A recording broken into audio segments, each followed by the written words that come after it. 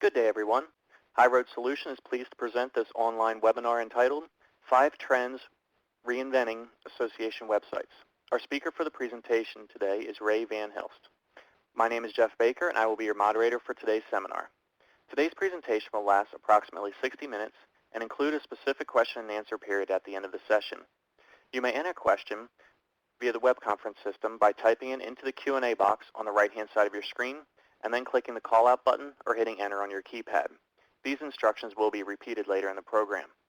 If you have any technical questions during the event, please email support@highroadsolution.com. Today's webinar is being recorded, and all participant lines will be muted during the live program. Ray is the Director of Client Strategy for Vanguard Technology. Ray blends 20 years of marketing experience with modern web principles to create high-value websites that help organizations meet their goals. His diverse background includes Fortune 500 brands such as Disney and the Home Depot, and nonprofits and associations including the National Wildlife Federation, the American Institute of Architects, the Endocrine Society, CoreNet Global, American Society of Radiologic Technologists, and many more. And with that, I would now like to turn the webinar over to Ray. Great. Thank you so much, Jeff, and thank you, everyone, for taking some time out of your day to join me. We're about to talk about one of my favorite subjects I love out there, and that's all the amazing thing that's happening online. Just quick background about me. I'm with a company called Vanguard Technology. We are an association. We are a web provider and design and development company that works exclusively with associations. But our team comes from a number of Fortune 500 and for-profit and other companies. So we bring those experiences to work for our clients and this education offering for you today to help everyone understand about the ways they can use their websites better. So if you have any questions, feel free to give me a holler. But let's go ahead and think now about the way that everyone uses the web. And the reality is, once upon a time, we built websites and they were one-to-one interactions. They were basically a glorified version of your brochure. And you'd flip through everything and we expected everyone to come to your website. That's completely changed in 2014. Your website is a two-way street of content coming in and out. People are looking at information. They're Googling information. They're in Starbucks on their smartphones. They're looking at information there. You've got Yahoo and YouTube, and everything is changing, and content has to go in and out of your website. So it's fundamentally changed about the way associations have to run and think about their websites. And let's be honest, there's a lot of content that's out there. And as you're thinking about using this, you're almost like this little girl that just wanted a sip of water from her brother, and who said, you know what? Psh, there you go. I'm going to get you. And you just want a little bit of information on your website, or you're trying to compete in that, but there's all these websites out there and all this other competition and all this information. And this is where our online trends come in that we're going to talk about today. As to how do we compete, how do we differentiate, and how do we make your organization stand out in such a complex and busy online world. And the fundamental thing that we have to think about this as we set this up is the fact that along the way, the relationship has changed in how people use websites. This is a quote from one of my favorite books by Daniel Pink, To Sell is Human, and he points out in this book that it's no longer buyer beware. It's when you walk into the store, when you walk into Best Buy, you dare that salesperson to come up to you because you've got your smartphone out and you're looking for that information. And consumers and web browsers are more empowered now in how they find that information. So let's jump into our trends. So first, there's the belief. We work with many clients, so they launch their websites. It's going to be wonderful. It's going to be fabulous. It's just like Field of Dreams. And they think if you build it, they will come. But the reality is that a website is really like an orchestra hall. And that if there isn't a good orchestra there, no one's going to come see it. No one's going to come hear bad performers, because it ultimately comes down to the content that's on the website and the content that's out there, which leads us into our first big trend, and that is content marketing. If you haven't heard of content marketing, it's a big buzz. I actually participated in a session, and Great Ideas that was about this, and was written up in Associations Now this past week. But content marketing is basically how companies and organizations create content that's driven to bring people in, engage them, and get them to convert or purchase or buy something from that organization or a company. This is the copy and paste definition from Wikipedia. I'll be honest, I'm not that smart, but you can take a look at this. You've probably seen this before. This webinar is a great example of content marketing. We're providing information for you. It's helpful in engaging you with HighRoad Solution and with Vanguard technology. But there's white papers, infographics. I thought it was just fun. I had to put an infographic about content marketing in a slide about content marketing. A little meta for you there. Nice 2014 reference. But this is all the information that's out there. The companies are putting this out there with white papers, infographics, blogs, videos, webinars, even Pinterest pages. All of that stuff is out there. And you know what? It is true. It looks like everyone's doing it, and the statistics and the research bear that out. Marketing Profs did a survey that shows that 92% of marketers in for-profit companies are planning on using content marketing in 2014. More important, most of them are either increasing their spending or keeping it about the same. You see that 48% are increasing their spending on content marketing. And these are organizations, these are for-profit companies, are putting out the same information that your organizations are creating as well. The reality is, many of these for-profit companies are creating a competitive set of content for your organization. And they're doing this. 92% of marketers doing it. A lot of information is out there online.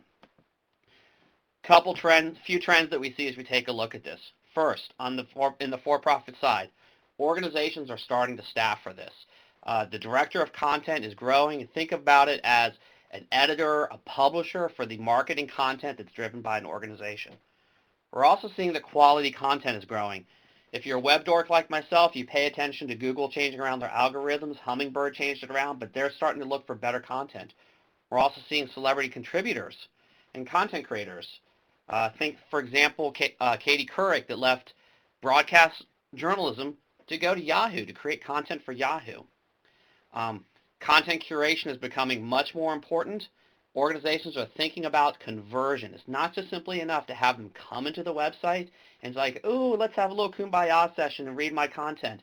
No, it's come into my website, look at my information, click on a button, fill out a form, enter my sales cycles. We're going through that. And I'll come back to Google+, but that's really important as how content marketing is playing a role in this in 2014. But what's driving this? Okay, quick pop quiz for you as you're out there. Any guesses as this number? I'll give you a few seconds. If you're in a room watching with your friends, shout it out and see who's got it. Okay, time's up. The guess is Google. According to ComScore, they estimate, and this is their best estimate, of how many web searches are done in a given day online. We are trained to search. In my work, I do hundreds of user interviews every year and talk to people. Only once have I ever had someone say, I go to my association website to answer a question. We're trained to do this. If you're a parent out there, you know what I mean by this, because your kids ask you a question, we can no longer lie to them because they're going to go Google it for us. We have to look it up. We whip out our smartphones. We have a question. The Google search is buried into the browser. Everyone is used to looking for this, finding information. We no longer remember exact statistics or exact information, but instead we remember, how did I find this? Where did I go to find this information? So we're seeing that search in Google is very important in how people find that information. So our next trend plays off of this. We keep on going, and you're going to start seeing a pattern here. The reality is we're all different online. I'm a mid-40s married guy with 2 kids. I should not be seeing ads for bonobos and skinny jeans and skinny pants and hipster backpacks and stuff like that. So why are why are websites treating me the same way? And the reality is we all have different needs. We all have different things that we want when we're going through our lives and different experiences. And this is the concept of personalization. Amazon is the best at this. This is a quick screen grab from my Amazon account. You're going to see that apparently I was thinking about cooking and had been looking at some information, but this is how Amazon starts saying, oh, you're looking at this, and you're looking for information like this. Notice it's based on my browser history. I've got pots and pans and grilling tools, and apparently I wanted to buy some batteries from the wireless phones in my house. I'm not seeing knitting supplies or books or anything like that, but I'm seeing things that relate to my behaviors that are of interest to me. This keeps me on the page. It helps me convert as we go through that. And this concept of personalization is really being driven not just in e-commerce sites, but in other sites as well. 94% of digital marketers agree that personalization is critical to their success. We actually see this in software companies, and we see this increasing, where if you come back, you maybe see a different offer. You land on a different page of tweaking that, because at first you're just looking for general information. Maybe later on we want to get you further into the sales funnel. There's a lot of data you can use to do this. Companies are doing this. Everyone's worried about the NSA. Marketers have had this down for quite a while. We can look at personal data that we have on you, your browser history, what IP address did you come from, what part of the country. Have you purchased something from us before? And seeing information like that. Also, what pages have you visited before you came to a certain page as we get through that? I mentioned that it's growing. We think of this as an e-commerce transaction of information that's coming in, but we're also seeing that this is growing into other segments. Many nonprofits are starting to do this very well. For example, if you have an organization that has different needs, like the Red Cross, some of it is disaster relief and some of it is giving blood. We see organizations that might be, if you're a person who likes to give blood, you'll see a message about giving blood and a blood donation versus contributing to disaster relief. Software and B2B companies are doing this as well. Finance companies are doing this very well, targeting, for example, millennials just starting out that need to start saving versus boomers that are getting ready for retirement. Understanding that information and creating that personalized experience that speaks to me helps me convert and answer my needs when I'm on your website. The next, think about the last time you bought something. I did this just the other day. I needed to purchase something. I asked a question of my friends on Facebook. Who do we trust? We go to our friends for information. And this leads into social sharing. By the way, this is one of my favorite infographics that you see on the left. It's from a company called Add This. I'm going to talk about this in a little bit. Every year, they do a chart and they analyze from all the data of how people are sharing information using their tool, of what tools are being used for sharing information. They are on tens of millions of websites across the internet. And they find that Facebook accounts for almost 42% of online sharing. Now, what's interesting about this is that it's the first time that the percentage of sharing from Facebook actually went down in 2013, decreased by 11% from 2012. And we see Pinterest as one of the fastest growing networks out there for sharing. But if you think about this, and you're watching stuff online, we see this is what's going on.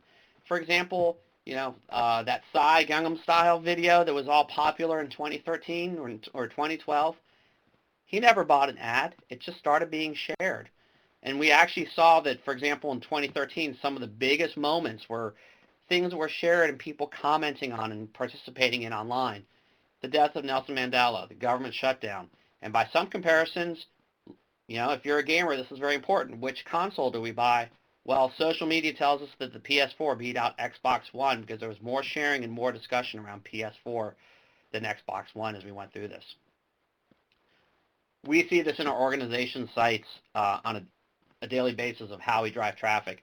I had the pleasure of working with the National Wildlife Federation, and this is on launching their blog program. And this is a screen share that we took from a blog post that was shared around the time of the Gulf oil spill. And you see that there were 572 likes. And it's not just a straight line increase in the number of page views based on the number of likes and tweets as you go through that. It is a jet taking off and goes off as a hockey stick. The more shares, this page content just keeps right on going as you go through that. We even got to the point with NWF that if a page got over a certain number of shares, add a call to action to donate to the Gulf Oil Fund and drive some revenue that way. This is where you're getting qualified people that I'm interested in this, I'm sharing it with my friends who have the same interests, information comes back. I'm sure you see this in your Facebook and your Twitter feed on a daily basis, but it's a trend to be aware of as you take a look at this. Lastly, our last trend. We all have mobile devices. I'm sitting here on my desk with my iPad, my iPhone, and my computer going all at the same time. We're living in a multi-device world, and it's even more important. The statistics bear this out. A chart from IDC that analyzed the sales of devices and projecting out. And we've known this for a while. If you're in IT purchasing, you've been buying more iPads over the past few years and buying less desktops. We see that smartphones are growing. There's some discussion about the relevance of tablets in business, and that could be a whole other webinar as we think about this. But what we know is there are more and more devices that are out there. It's no longer just a nice big monitor sitting on the desk of how people are using.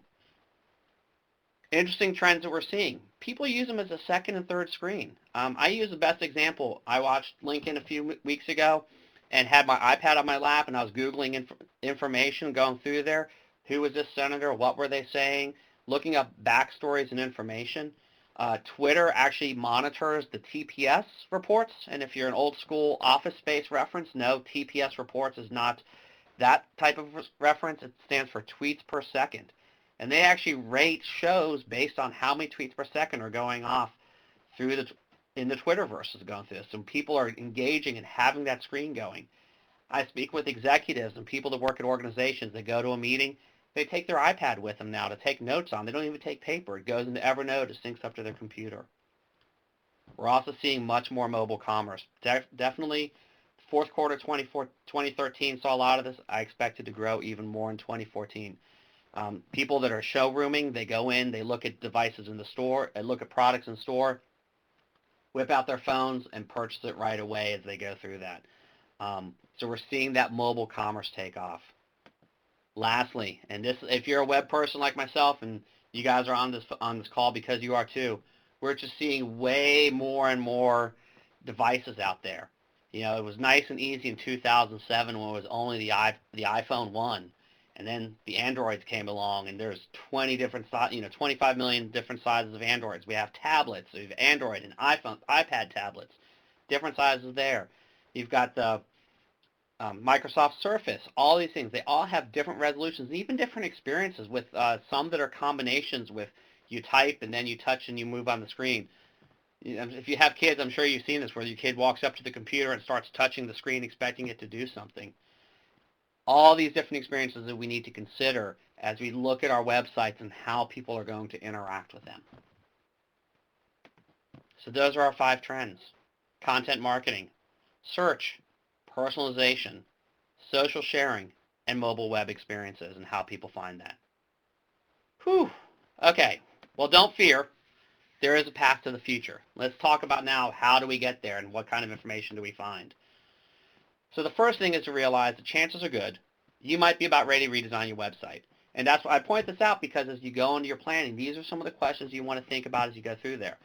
We did a survey last year that asked when was the last time organizations redesigned their website.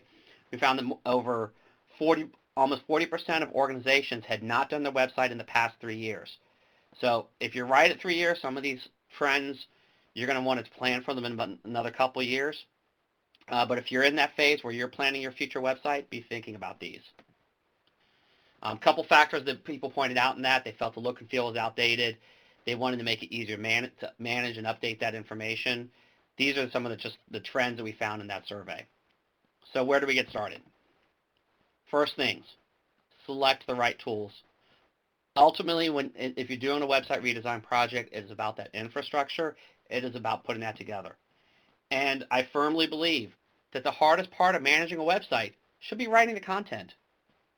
Put your subject matter experts in charge of the content. Get it out there. Don't worry about the coding. I always tell our clients that if you can write an email in Gmail, you should be able to program and manage a website.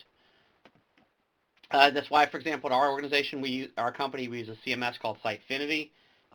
We find it's a very easy-to-use, scalable CMS. Not just a plug for Sitefinity, but there are other systems out there. Drupal is another good source. I know some people that work with WordPress, but the key is to have a good, easy-to-use CMS. Gratuitous client quote here from a client that liked the CMS that we use.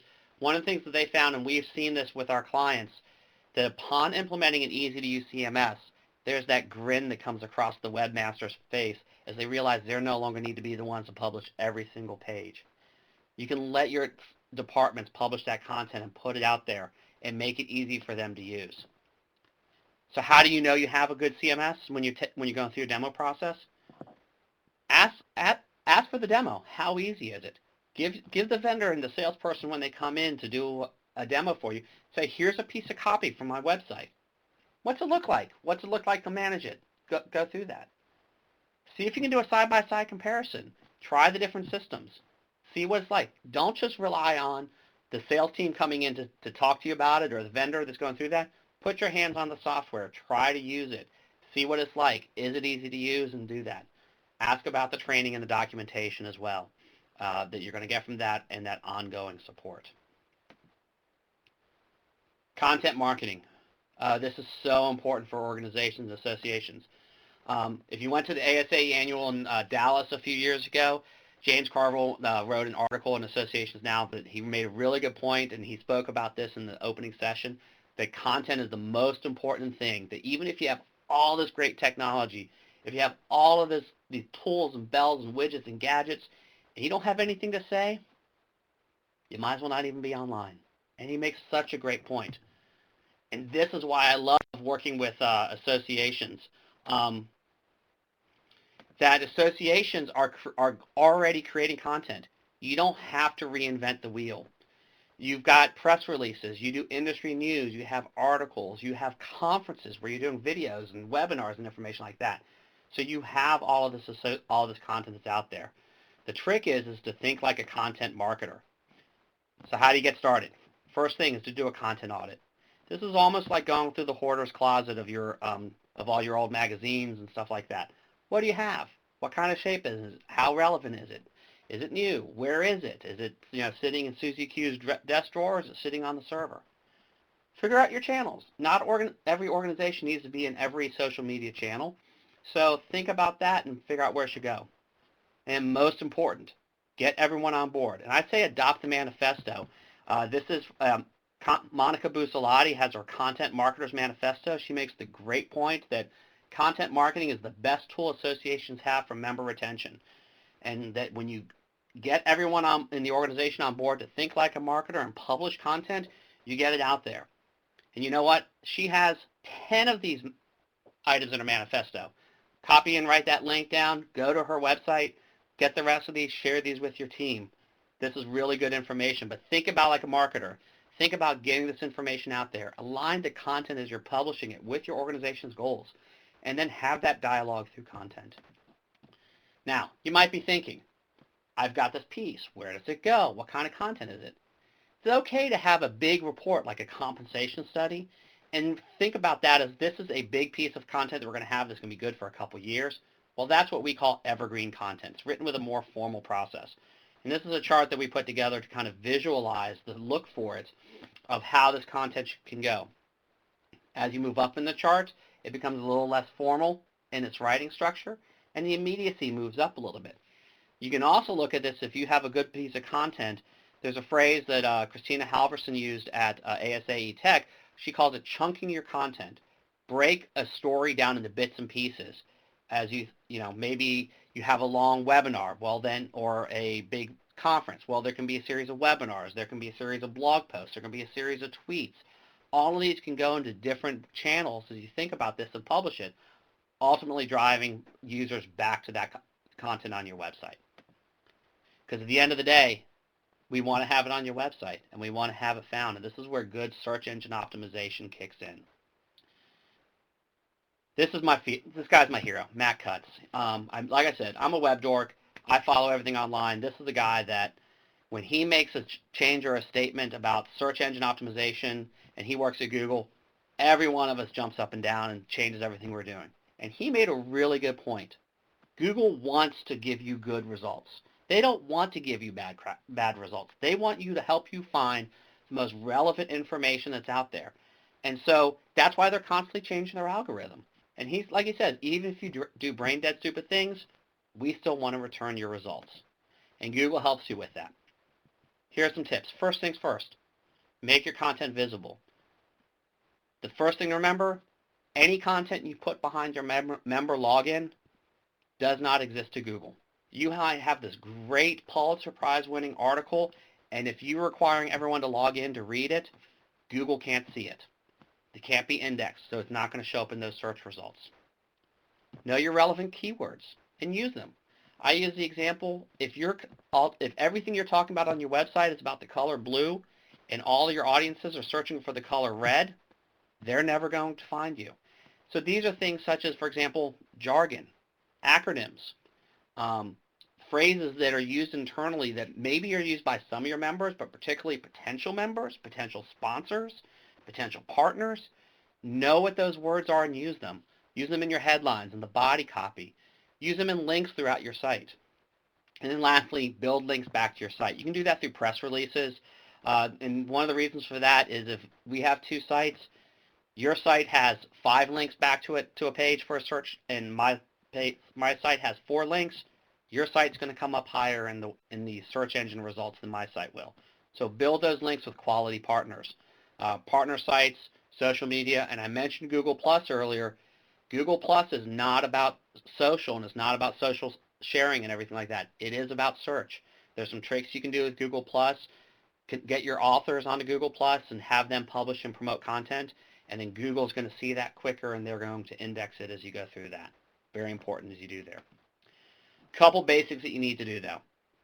SEO-friendly URLs, like, the URL of .org / equals page ID with a bunch of numbers.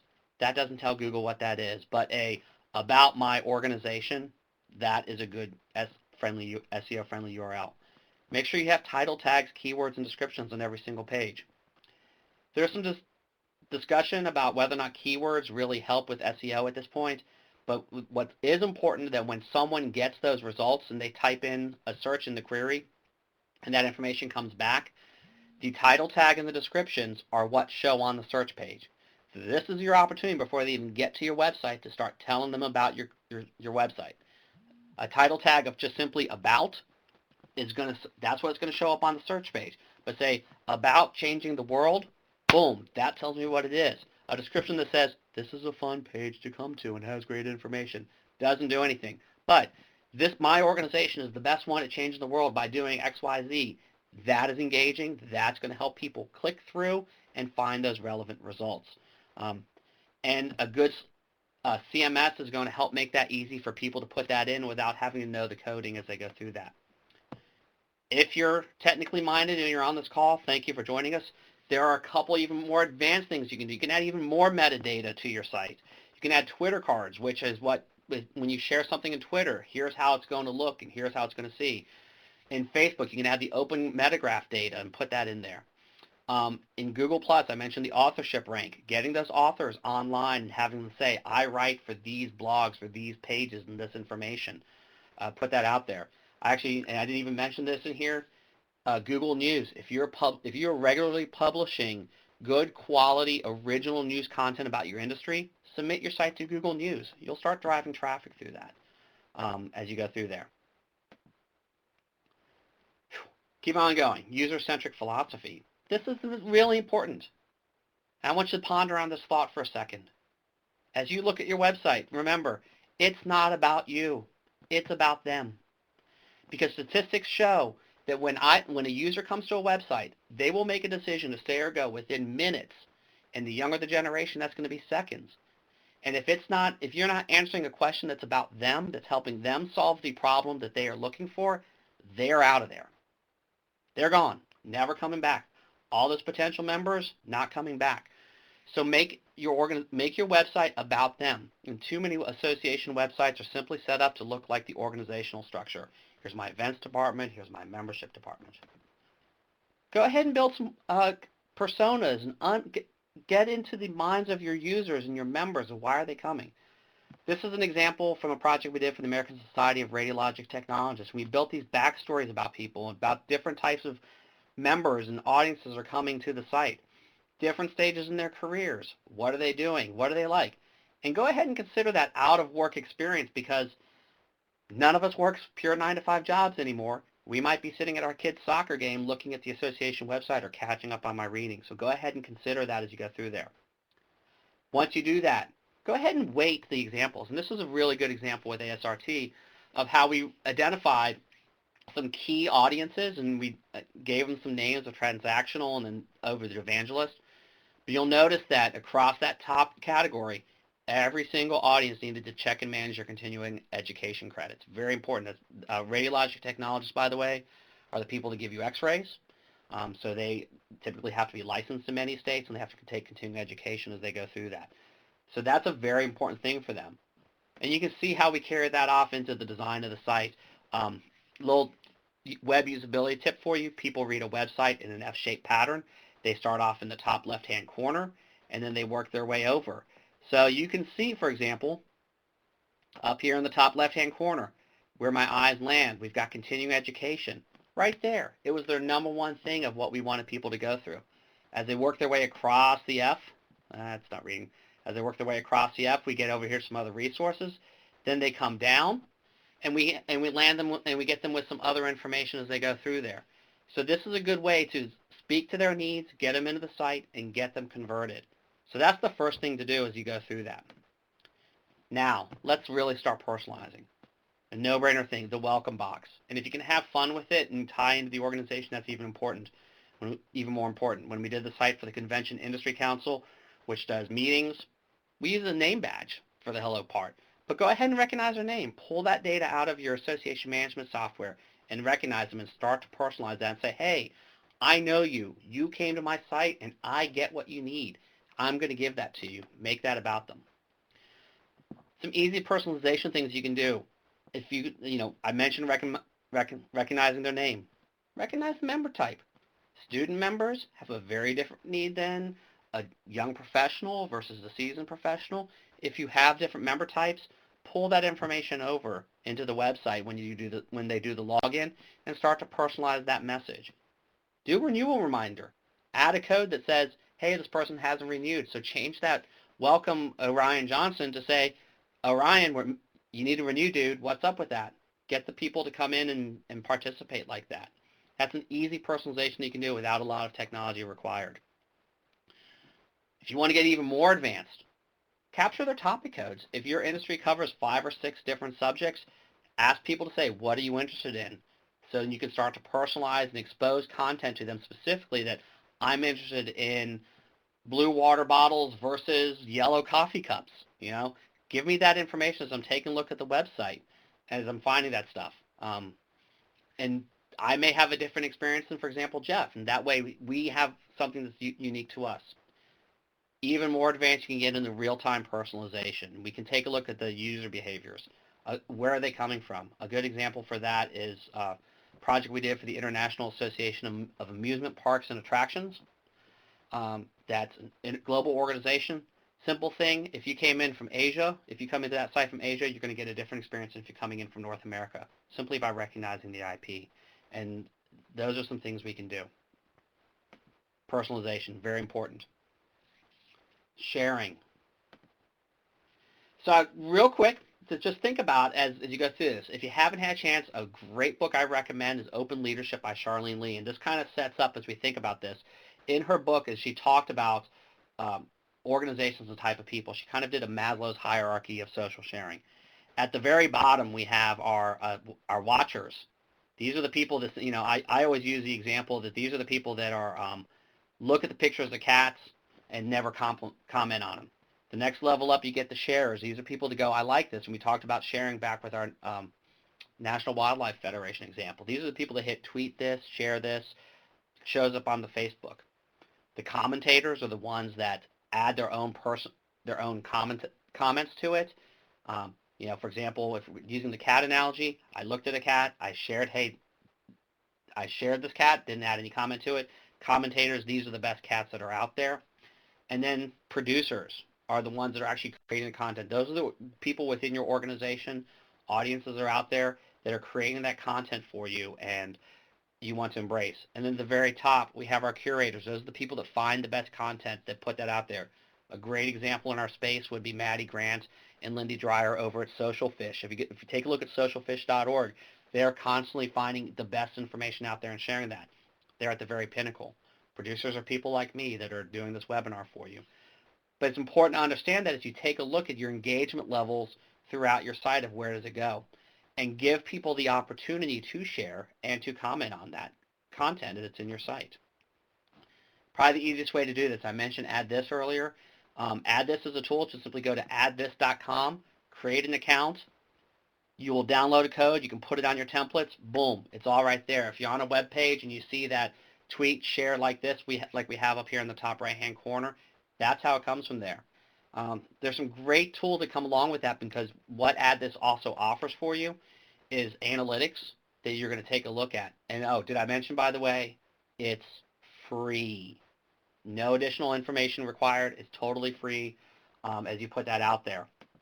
And this is a good example from one of our clients, the American Telemedicine Association. We just analyzed 1 month of their sharing. And in this 1 month, which was a fairly slow month for them, they had 247 shares. But out of those shares, they saw almost a 15% lift. How many of you would like to see 15% more traffic on your website without ever lifting a finger? Everyone's hands just went up, right? I hope so. So the other thing that we can take a look at is we can analyze what's being shared, what's good. If you see a certain type of content is being shared through your analytics, create more content. We know that people like that. And we can take a look at where it's going. Is it being shared and copied and pasted into an email? Is it going on Facebook? Is it going on Twitter? In this case, email, Facebook, and Twitter were their top sharers. Great.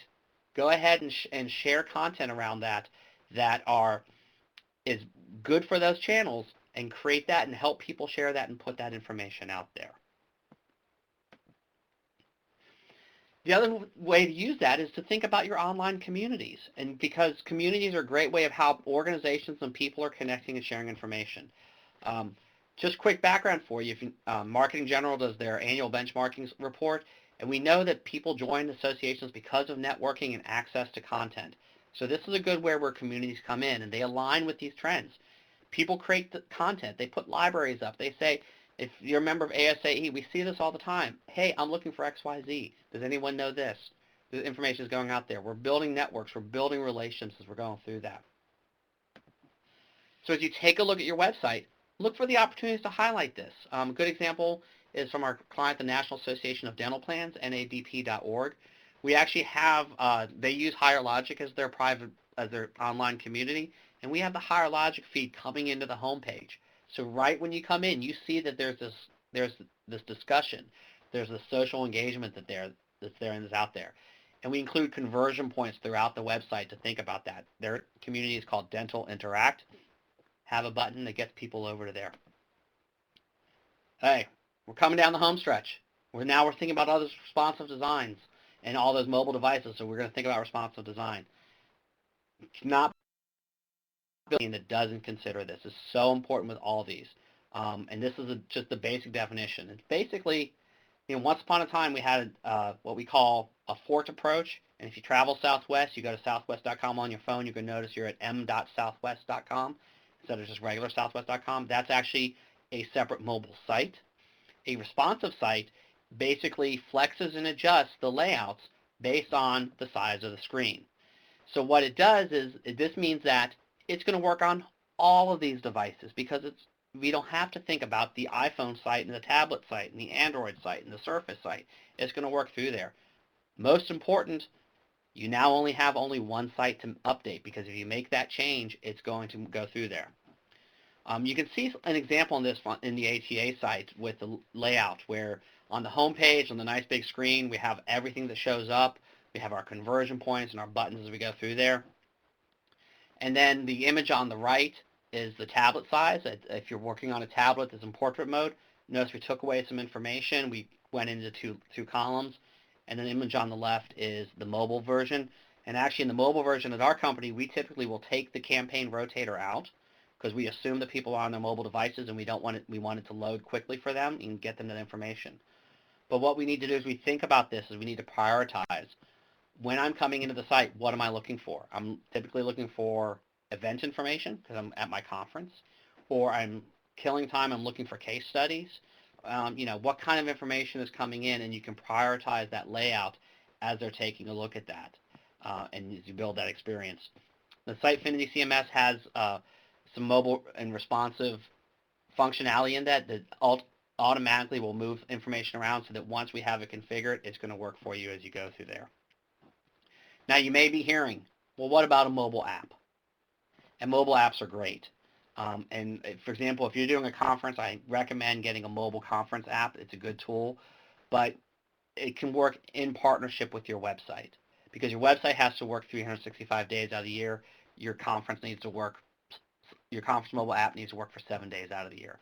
And the reality is that mobile apps are very device specific. They're often very functional and very task-oriented, such as email or finding a restaurant or where am I in this convention center, versus everything else that has to happen on your website. And I use a good example of this with our clients when we're thinking about this of if your executive board is sitting in a meeting with their fellow um, with their fellow stakeholders and the people that they work with, and they come to your website, they're going to be coming in on an iPad typically. What are they taking a look at? And this is where responsive design is very important for that and helps create that cohesive experience across all of those devices. Whew. So there's our 5 trends. There's the 5 things you can do to think about that. So as we wrap this up, I just want you to think about this and as how do you respond to our trends? First things first, create good content. Associations are so wonderful at doing this. You create good content, it's about your users and answers the questions and makes their lives easier to do. But put their needs first before yours, because once we know, they'll come in, they'll convert, they'll read through your page, and then they'll join. Make your content easy to publish. Put the publishing responsibilities in the hands of your staff members that are creating this content on a daily basis, the ones that know it better and are able to be more responsive. Make your content easy to go anywhere your users go. Realize the fact they're going to get up and walk away from their desk. They're going to go to a meeting or they're going to go to Starbucks and they're going to be looking at something there. So they're going to be looking at that information. And make it be found. Good search engine optimization practices.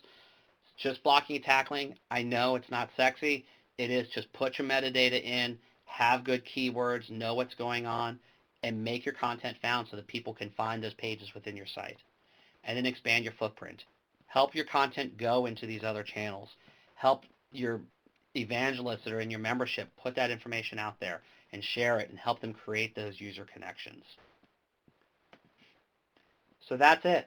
Those are our 5 trends. Thank you very much for attending. We do have an ebook if you want it that you can download from our website. And I believe we have some questions that are coming in. Jeff has been holding a few of these. And my information is on the slide here. If you have any questions and you want to follow up after this, I always, I'm pathologically helpful. I'll answer all your questions. Go ahead and email me. I'll get some resources and get that back to you. So, Jeff, do we have any questions? All right, yeah, thanks, Ray. And now it is time for the Q&A part of our webinar here. Your participation is key, so please don't be afraid to ask the questions. You can ask the question via the webinar system by typing it into the Q&A box on the right-hand side of your screen and then clicking the call-out button or enter on your keyboard. All right, first question. Any advice for converting site visitors to join or to buy a product? Oh, that's a great one. So one of the things to think about when you do search engine optimization, Jeff, is that not everyone is going to land on your homepage. So that means every page in your site needs to be ready to make someone a member or get them ready to buy a product. In fact, if you're doing good search engine optimization, they should land 2 or 3 levels deep within the site. So a couple things to do with that. First, have a join button somewhere in your primary or secondary navigation. Have that by the member login, or even better yet, on some of our sites we say login or join as a button. So as you think about that, so you can get them to purchase that membership. But go ahead and create conversion points and follow that flow and that F-shaped pattern of where people's eyes are going. If you have advertising on your site, go ahead and include advertising for your products.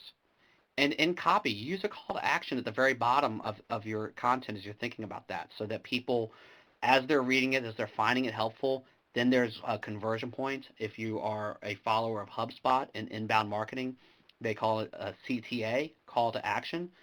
But go ahead and put that in here with a click here to download this white paper or get our latest compensation study. Something that's going to get the user to convert after you've acquired them into your sales funnel. Okay, great. Our next question. Why don't people still understand that print and web design are different things? Any thoughts or resources to help us educate our staff internally? I think the first thing, that's a great question. I think the first question is to send someone on a hunt and try to get people to live a day in their shoes. And the first challenge that I have done with people is to get back and get them out of well, this is the way I do things, and by living that life. I'll use a good example going back with the personas and scenarios that we use, and I tell all my clients this. If you ask 98% of the people how they think most people use the web, they will answer how they personally. So this is actually where personas and scenarios come in handy, because to understand that different people have different ways they use the web, and then do some usability testing around that. You're going to see a very different experience if you can do that with a millennial versus a boomer, and just simply pop up a website and have them watch that. A great book for that, if you want to learn how to do usability testing, is Rocket Science Made Easy by Steve Krug. He walks you through that. And another good book for getting those print designers to understand the web is another Steve Krug book called Don't Make Me Think. Those are my best things. And otherwise, try to get the old school print people to just live only online as they're thinking about that, and go through that usability so they can see other people how they're going to struggle with that. Okay, great. Next question. Our executive director is still focused on website visitors and really basic analytics. How can we get them to understand that it's about quality and not just quantity? So the key metric I look at when I'm doing an analysis on that is the bounce rate. And I point out that a higher bounce rate means that people found you, but it wasn't relevant, so they went through. And then the other analytics I'll take a look at are the pages per visit and the time on site. And if you can manage that, monitor that over time, and show that to them as they go through there, that starts to build that case. The other key thing to take a look at is, as you follow us and we're talking about landing pages and conversion, is if you can tie a call to action somewhere deeper in the site with an engaged user where they ultimately purchase a product, and if you have a tracking code on that, then you can say, go back to that executive director and say, look, these engaged users that made it down 3 levels and went through this bought X number of copies of this report or signed up for information. And now, since you're putting dollars to that, I'm a big believer of follow the money. If you put the dollars to that, then that helps make the case that it truly is about the quality of the visitor, not just the quantity. Great question. I love that one. Thank you so much. Great. And yeah, I definitely agree with that. It's all about the money sometimes. Our organization is scared of allowing volunteer leaders to write or engage in social on behalf of the organization. How can we do content marketing in this type of an environment? Okay. So instead of thinking about those volunteer leaders doing social, and I would also point out, by the way, they're probably doing it already, just not telling you, and it's probably not organized. And that could be a whole other session. I know that I've seen information about that. Have them submit content to your website, though. Have these volunteers, if you have a blog on your website, have them write a guest blog post and email that in. And now what you're getting is you're getting their leadership, their thought information, and you can go through and you can put that out there, and you can publish it on your behalf, which is then going to say, this is new content, this is my thought leadership, this is what's going out there. Once it's published, go back and say, hey, Joe Volunteer, thanks so much for sending the article. Here's a link. Feel free to tweet it. They're going to feel so proud of the fact that I'm published on my association's website. Here's my tweet. Here it goes out, and it's going to go through there. Think about that workflow of how you collect content from them and then put it on your website. Okay, great. Next question. What are the most important elements for an association homepage to get the members to engage? So that is going to vary based on the needs of your members, and it's going to vary for every organization. My example with ASRT was continuing education, and the fact that that's required. Other organizations we work with might be, I'm working with an organization right now where safety best practices is the most important thing. The key is to go out and do that research with your members, and not just members, but also keep in mind you have audiences that are non-members. Do that research with them. What types of sites are they going to? What information are they looking for online? When they come to your website, what are they looking to you for? And then prioritize that around their needs. And it's going to vary for every organization. But it's going to start off with some quantitative research with a member survey, and then back that up with some qualitative studies, maybe a focus group or some one-on-one interviews. Where are you going? What kind of information are you looking for? And if the person asks that question wants to ping me, I can take a look at their site and we can maybe talk a little bit offline and come up with some more detailed answers around that. So, but it starts with talking to your members. Know what's in their minds and what their pain points are. If you solve their pain points, they're going to be more engaged as they go through that. All right, great. That actually is the last question that we have in queue. I know you already did a wrap-up, but if you want to give a couple of last-minute thoughts or comments, you certainly can. Yeah, I think so. I think that the thing is, some great questions that you guys threw out there. Thank you so much. The thing is to be a student of this. Take a look at these trends, and we get so busy, and association professionals are doing so many different things at so many different times. Pull back and take a look at these trends. Watch other people, how they use the web. Watch your significant others or your kids and your coworkers, how are they finding information. Pull back and then realize that it ultimately is about the content that you're providing. That's ultimately why we join an association.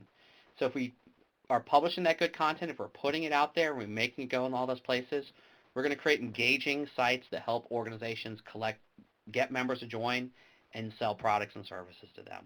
So thank you very much, everyone, for participating today. Great.